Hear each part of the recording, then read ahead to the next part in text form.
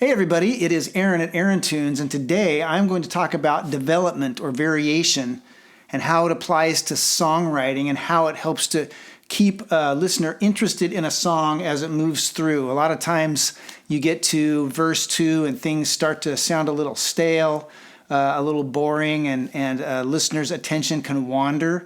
And the way you maintain interest is through development.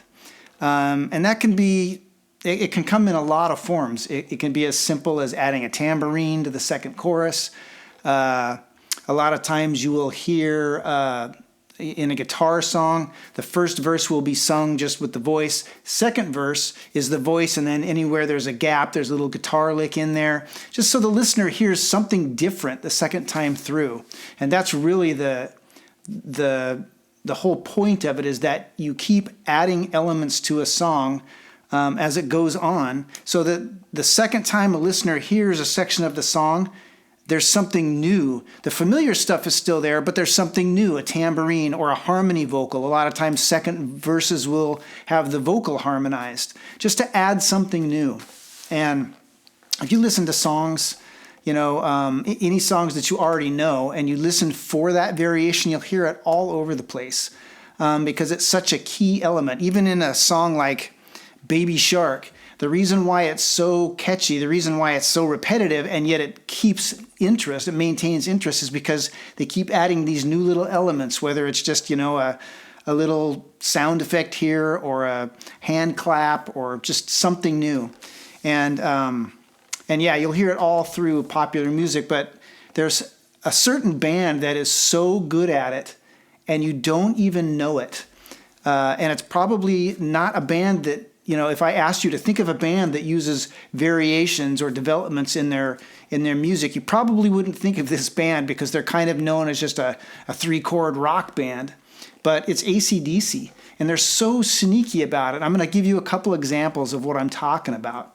The first is Have a Drink on Me in the verses. The verses are kind of in two sections, and the first verse is played pretty straight. The second section of the verse, they add in kind of a hit chord, but they also play the stuff in between slightly differently.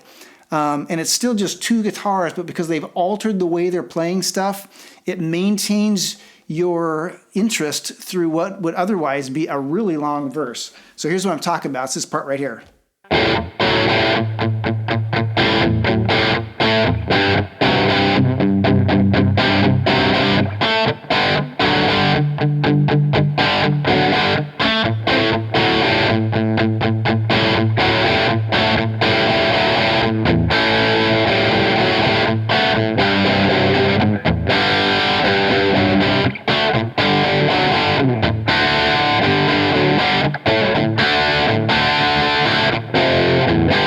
And you can see how they've added those little elements through that second half of the verse to keep your interest. And the second one that comes to mind right off the top of my head is Bad Boy Boogie.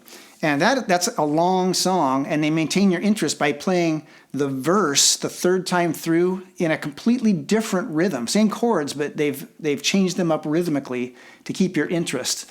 The first couple of verses are just an A while the vocals are singing the vocal line, and then they have some chord changes in between. So the first verse goes like this.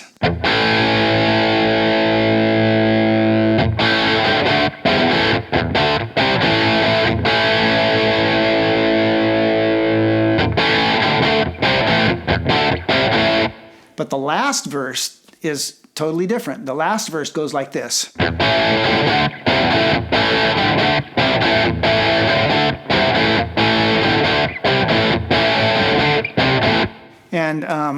And because the chord changes are happening faster, it kind of propels that last verse through what would otherwise be kind of a long song if you were listening to the verse played exactly the way it was on the other side of the solo. So yeah, I challenge you to start to listen to all the music that you're already listening to with an ear for that development, and I guarantee that you will hear it all over the place.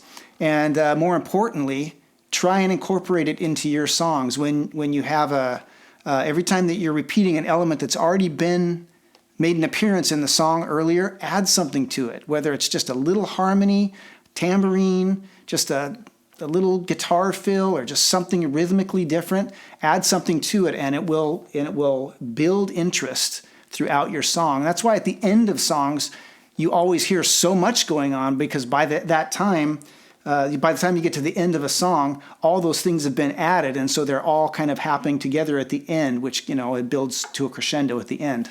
So that's it. That is my take on variation and development and how it applies to modern and particularly rock songwriting. I hope you found that information useful. I hope you're able to apply it to your own songs to keep them interesting. And as always, check out aarontunes.com for all the services that I offer. You can hear all my original music on Amazon, iTunes, Spotify, or the streaming service of your choice. And that's it. See you next time.